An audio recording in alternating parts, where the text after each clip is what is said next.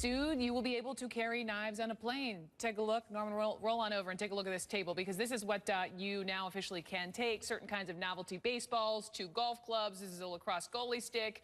Remember, you still can't take anything over 3 ounces of liquid. Certain kinds of knives are A-OK. Small folding knives with blades about 2 inches long. That's okay. The TSA basically is relaxing some of the carry-on rules to allow previously forbidden sports items like the golf clubs and the bats and the hockey sticks and the ski poles and the pool cues. The TSA says the changes bring the U.S. in line with international standards and allows them to focus on bigger threats, like explosive devices, for example. So let's talk about this with our Hot Topics panel today. We have therapist and relationship expert Tiffany Henry joins me. Also columnist, radio host, and Salon.com contributor David Sirota in Denver. TV personality and radio host Tanya Hart is in L.A. and always A-List.com editor John Murray back with the panel today in Washington. So welcome to all of you. David, let me just begin with you. I don't know how often you fly. I know I fly all the time. Are you going to feel less safe?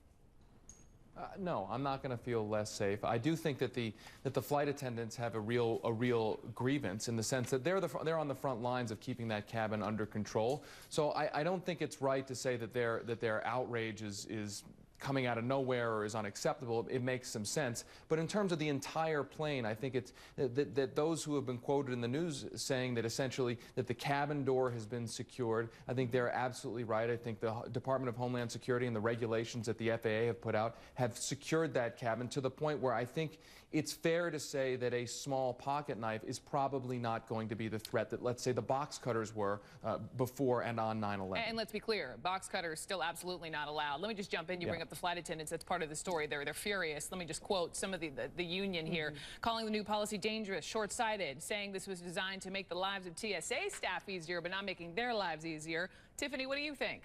Well, you know, I travel quite a bit, and I would feel safer, you know, not having any type of knife on board. If you need to carry a pocket knife, I mean, what do you need a pocket knife on board for? Put it in your bag that you're going to check, and then let's get on with it. I would rather be able to carry water through security. Or not have to take off your shoes or your belt. Yeah, right. Exactly. Pocket knives, really, what do you need it for? What do you need it for on board? I don't know. But John, to open your peanuts? I don't know. I don't know. Some people say, hey, it's my right. I should be able to take it on. John, at what point do we draw the line as to what you can take on, what you can't?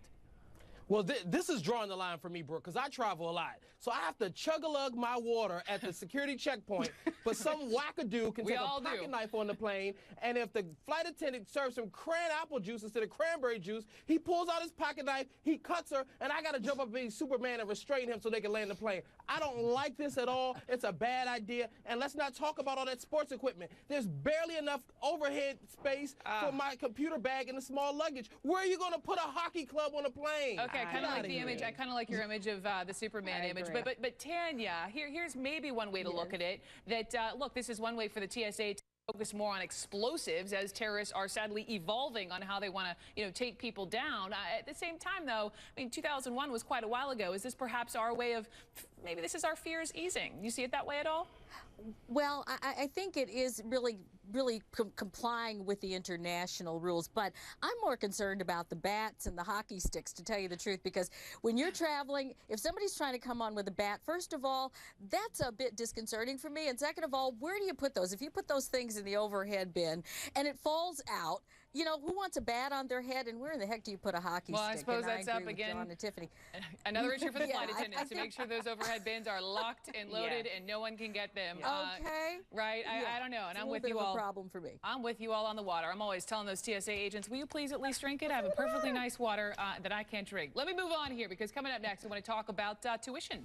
Public college students getting hit with record tuition hikes. Is higher education worth the cost here in 2013?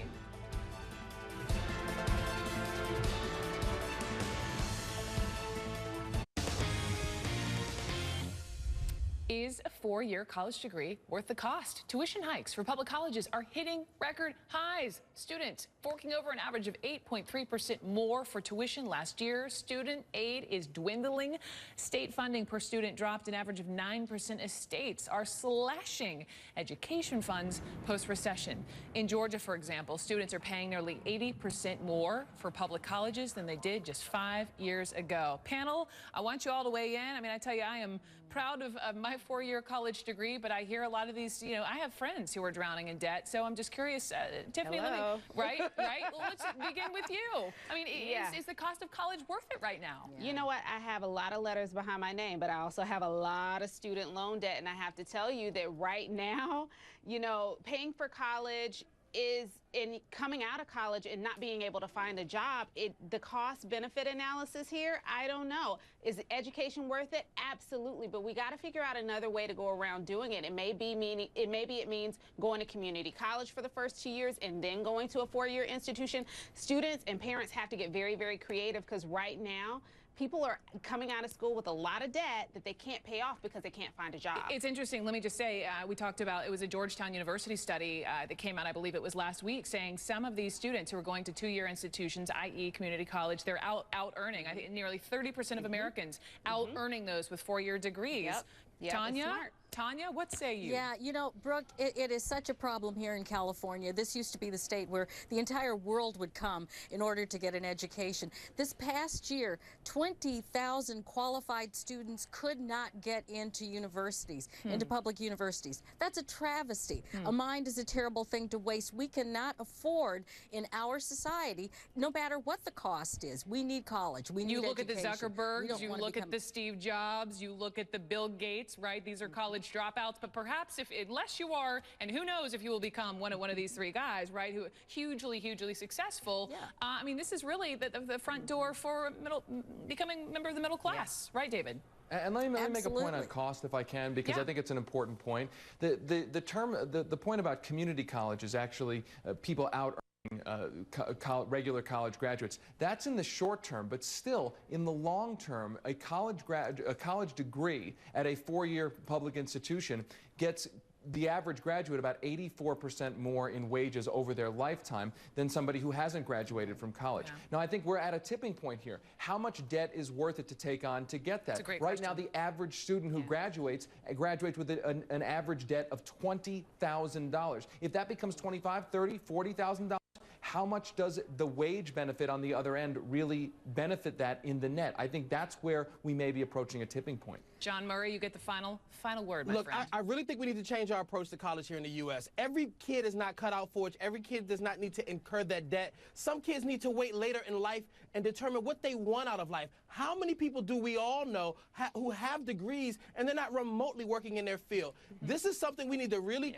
reconsider in this country and reconsider the approach, because we can't afford to inherit this much debt anymore. I'm still paying my college loan. Are you? Yeah, just quickly, I want to button this up with my go-to on all things college and money is Christine Romans, and I was emailing her earlier, and she said one solution, perhaps go to community college for the first year, save a little bit of money, and then go on and get your bachelor's. Another thing she said was basically, you know, take the time, maybe take a year off before you head away and do well in high school, because then you don't have to take the remedial courses your first year of college, and get your money's worth. Tiffany Henry, Tanya Hart, John Murray, David Sirota, thank you all so much here. And we're back after this.